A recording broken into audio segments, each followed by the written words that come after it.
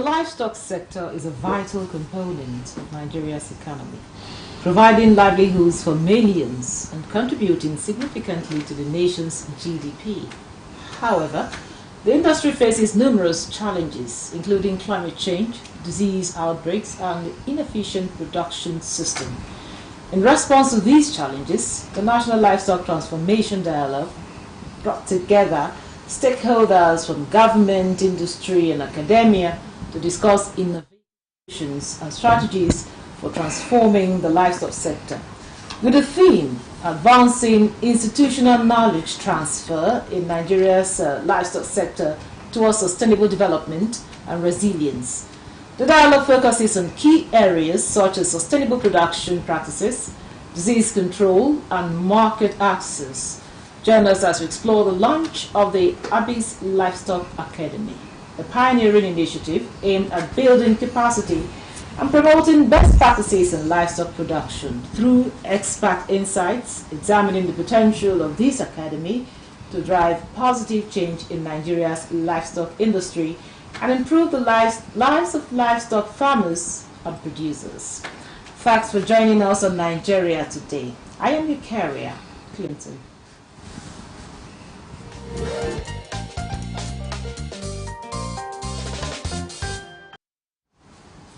Now with me in the studio to discuss the National Transformation Dialogue is Nelson Usman. He is the Chairman and CEO, Abyss Group. It's a pleasure to have you on Nigeria Today. Thank you. Now, also with us for this conversation is Dr. Adetunji Jolaosho. He's a livestock consultant. You're welcome to Nigeria Today. Thank you. So I will start with you, Dr. Jolaosho. Talk to us. Today we've had the National Transformation Dialogue. Tell us what's the aim of this dialogue, and what, of course, just tell us about it, and how does it aim to address the challenges that is the livestock industry is facing today in Nigeria? Yeah, well, if there's a problem and you do not dialogue about it, then it stays there. So the dialogue we're talking about is to look at the problems. Where have we gotten to? Where are we coming from? Where should we be going? Where does it look like we are going?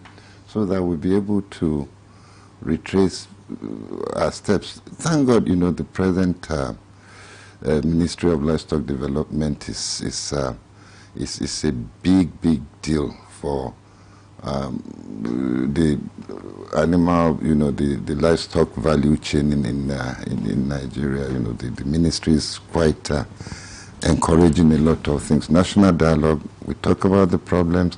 What do we do? Now, Nelson, tell us, of course, today we had a dialogue, transformation dialogue, and of course, a lot of challenges. The livestock industry is facing quite a lot of challenges today in Nigeria. Can you tell us some of what it used to be, or some of these challenges that we need to, address? Thank you. Thank you, viewers. Let me start by saying or explaining the words dialogue. We already know dialogue is where we come together, we discuss on issues and how to solve issues and what is the way forward. Now, in the industry today, if you look at the major challenges we have, education was the first key, and also technology. Because today, what drives the economy of the world today, there are two things: technology and food. If you didn't get this thing right, then you are nowhere. So the dialogue or the discussion we had today, and we are looking forward to continue with the discussion, is how to educate people about this livestock. What is the way forward? How do we do to prevent from various types of disease that we have in this livestock aspect, of which the knowledge was not there or people were not educated about it? So the academy would teach people, would tell people what to do and how to do it, and also how to make it to be as a model or take it as a business. Because maybe we are just doing this thing it's just like a traditional something, but in livestock it's a big business. That era has passed. Okay, now Dr. Jola, you know, oftentimes when we talk about livestock, we restrict it to cows and probably goats. So tell us, when we say livestock, what exactly are we looking at? We're looking at the animals that we normally eat. Livestock, we keep them and get some of our feed from it. Meat, basically. Milk, eggs, flesh of all sorts, you know. Different meat have different names and so on. So they come together to form what we call livestock. I also understand that fish is also part of livestock. Yeah, well, you see, that is always going to be debatable. Some people believe it is, some don't. But, you know, for me, I will sit on the fence on that. Now, Nelson, talk to us about the launch of the Abyss Academy. What is the mission of the Abyss Academy? And of course, what exactly are we looking at? Okay. The mission and vision of Academy, or Abyss in general, one is to change the narratives of how to handle livestock in Nigeria. It's very key and critical. When you say the narrative, Yes. what exactly do we have now and what do we want to change it to? Okay, let me give you an example. If you are a beef consumer, or if you consume beef, and if you go outside there to the local butchers where they slaughter these animals, I think you will change your mind. So, and that's why we are creating the academy. It's not as if we are sending them out of business, but we want them to do it in a proper way, and we want them to, we make it standard. It's not that you must go to school before you have knowledge about handling these animals. No. We can teach you in a way that you understand. Thank God the consultant is here. We are going to teach the 3 languages plus English, making 5. So that for those people that doesn't speak English, we will teach them in Yoruba or Hausa or Igbo, because we want them to be part of it. The business is for everybody. Which is the 4th one now? You said plus English 5. No. I said 3 language plus English 4. 4. Okay, I wanted to get okay, to 5 plus full day. That's the flag.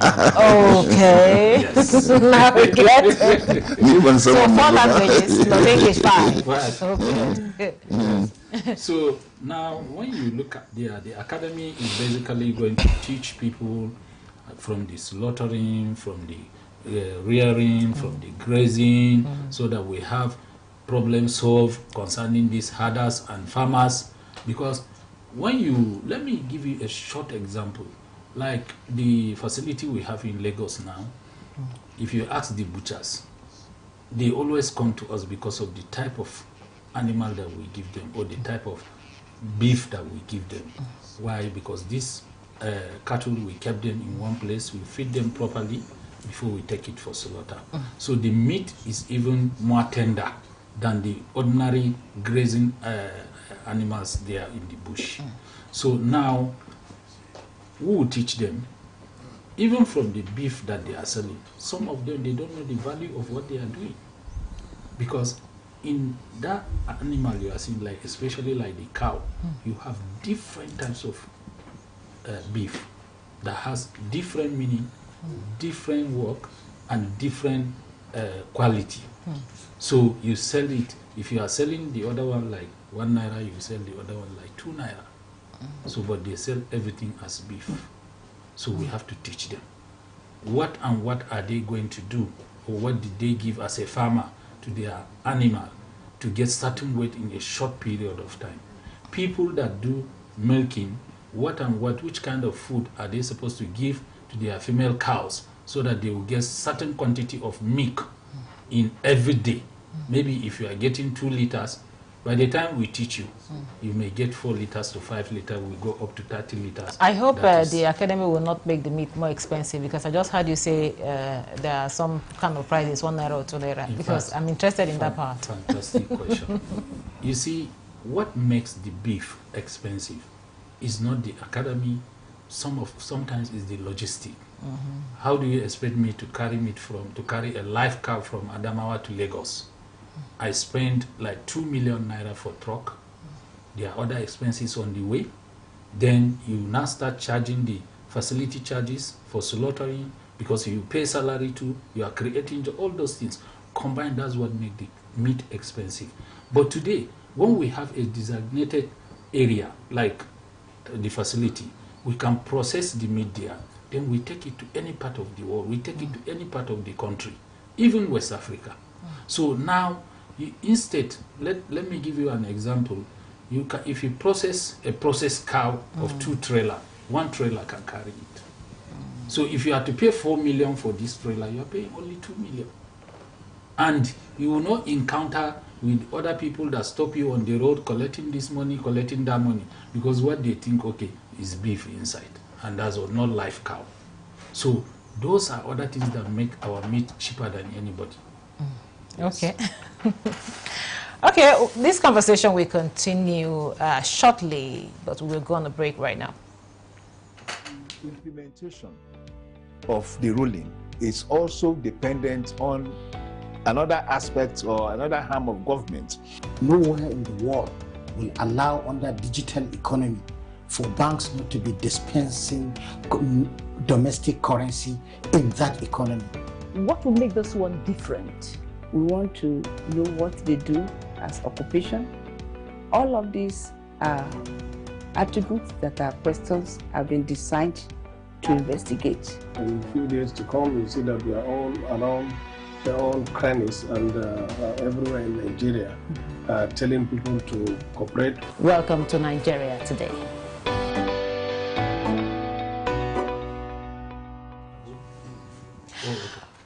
Welcome back. This is still Nigeria Today, and we're looking at the National Transformation Dialogue. And I have 2 gentlemen here in the studio for this conversation. Now, Dr. Jola Osho, of course, Nelson here has told us about the Abisa Academy. Now, tell us, like he keep mentioning, the consultant is here. The consultant is here. So tell us, how does this academy aim to transform the livestock industry into, what we, something better than what we have today? Yeah, well, I and my team are very happy to be consultants to this project. Today, the Minister of Federal Livestock Department was with us for about 4 hours for the launching of ABIS Livestock Academy. For the minister to be there for that long, and that's other dignitaries, that we were something really serious. A milestone happened today, courtesy of ABIS Livestock Academy Chairman Ambassador Nelson here. Now, you see, the problems, one of the major problems we have with the livestock industry in terms of public health and economy is lack of education, lack of knowledge. I mean, I served as a meat inspector in Britain for over 20 years. Nelson, for instance, did not go to school. He's a butcher. But you tell him, if you do this, you catch salmonellosis, you will stew. This can even kill you. And he would avoid them, and that makes his job better for everybody. Here, Musa, who is now a butcher in, let's say, in Karo here or something, it is because his father was a butcher, probably even what you call Serkin power, or just ordinary butcher. Then they keep on passing it on, and so on. They know where the joints are and so on, but they don't know much. They're not aware of the difference between salmonella or this, that, and so on and so forth. They don't even know what to do to avoid them. Now, an academy is up here now that will be training, like he said, in various, the curriculum which we are developing will come in various languages. And even the minister is so happy about that today, you know, and then we'll do a critique of the curriculum to make sure that organizations like such as Standard Organization, all the government departments will come and will come up with something, English, Hausa, and then the courses, there are 5-day courses, 6-day courses, even 6 months, depending on even part-time and so on and so forth. Nigeria loses too much money from what we could have been getting if we were doing things right. The other time, the minister for Saudi Arabia, Greek, came, I think that was May last year, 200,000 metric tons of meat, Nigerian meat. But nobody can, Nigerian meat as at now is not exportable because we are not meeting the rules of the ISO, SMI, you know, we are not making, keeping to hazard principles. There's the Codex Alimentarius of the United Nations. We're not doing all that. And because of that, the meat cannot officially enter even Saudi Arabia or anywhere. There are D8 countries, they want Nigeria. And so what we're trying to do at Abyss Livestock Academy is to teach people how to do things, teach people how to do business, teach people what to do to export, teach people what to do to give people better meat. These trainings will come with equipment. It will be audiovisual. When we teach you, it's not going to be writing only. You see films. We would go to sites. We will do training on sites. So it is a package which, you know, Nigeria, I think, should be proud of that happened today. Okay. Now, Nelson, I know part of the conversation, of course, the National Livestock Transformation Plan also was mentioned, and it's been on between 2019 to 2028. We still have like about 3 years to the, will I say, the expiration of the plan. So how far? Of course, it continues. Yes, so how far have we gone in executing this plan? Yeah, first, in executing this plan, I would say, let me appreciate the present administration for taking that bold, because it is not easy. And also, I thank the minister for what he's doing and getting the right person like him there. Now, if you look at what we are doing now, that's why the academy is coming up. One, we cannot leave everything to the hands of government, because business people has to come in. Because business people will do it better. Because you are working in order to make your money. So you will not like that thing to drill away. So that's why government is partnering with us. Government is supporting us on any aspect that they can do in order to move this thing. Because I'm telling you, the economy, the economy that this livestock will generate is even more than the oil that we are disturbing ourselves on it. The examples are there. Brazil is there, Holland is there, Denmark is there. I have been to all these places. They don't have much. This thing is livestock. Imagine a country like us with the population of 250 million, with the kind of mass land that we have, but we don't take advantage of it. And what is economy? It's people. Because today, in the livestock, that's why I tell you, the only two things that drive the economy today is food and technology. Whether you have money, you don't have money, you must eat. Then if you didn't grow, how do you eat? Look at where we find ourselves today, crisis of food.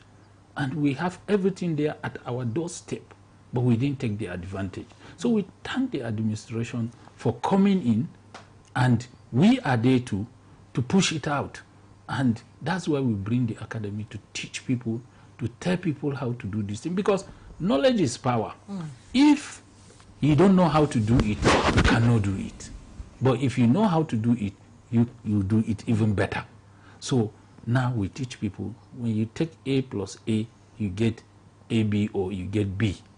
That's what we teach them. Today, if you have one cattle, herds cattle, we can teach you how to multiply it. We can teach you how to even do it better. People that grow chicken, do you know the quantity of chicken that consume in this Abuja? But Abuja doesn't produce it. Look at the whole land that we have. This academy will teach people these are the types of vaccine, or these are the way you handle this animal, this is how you take care of them. Then when you finish, we take it off from you. You don't need to go and look for market. The primary purpose of what we are doing, we create the market, we have the market, then we teach you how to produce, because we cannot do it all. But when we push you, you do it, we take it from you. And we make life easy. Everybody is making money. Just you are sitting here, tomorrow you retire. What do you think next is where are you going? But with this livestock, you are inside your house, you can start with 2, 10, 20 chicken. Before you know, I don't even have to wait till I retire. I'm not waiting till I retire. No, because of time constraint. Yeah. Because you are always here on TV. Tomorrow you are there. You don't have time of your own. But by the time you retire, you have full time of your own. What do? You can easily depend on the livestock production, and that's all. Okay, Dr. Ojola Osho, Nelson mentioned a very important point. He said we have, we have lands, in the country, but we don't take advantage of these lands. No, talking about the livestock industry, citing an example of some other countries outside there. Now, you've worked outside the country. How can we maximize the potential of this industry? Yeah, but you're talking about land? No, we're talking about the livestock. You said we have a lot of land, yeah, and of course we can use it to, to grow the livestock, right? Yes, we have a lot of land. We have a lot of animals, but I'll tell you, a lot of ruminants that are being consumed in Nigeria are coming from outside countries, Niger, Chad, Cameroon, and so on. So why can't we produce our own? This is the things that we need to transform now. Hence the transformation that is going on. We keep on talking about the present minister. He understands the industry so much that, a lot is in the pipeline, One of the things we'll be doing in the institution, I led an ECOWAS project, Gombe, Bauchi, and Edo. Then we had to approach banks. This man is using this rickety car to transport meat, and he puts the money in your bank. Why can't you give him money on loan to buy another one? And everywhere we went, it was the same story. Nobody will give you a loan if you don't have a feasibility report or a cash flow analysis that will show that if he gives you the money, you are going to do the right thing with it. So they don't do feasibility. This is one of the things we'll be doing in the academy. Okay. We'll even produce templates of feasibility report and cash flow analysis, show you what it, and open up so that there will even be a better financial flow. And then when financial flow improves, production will improve.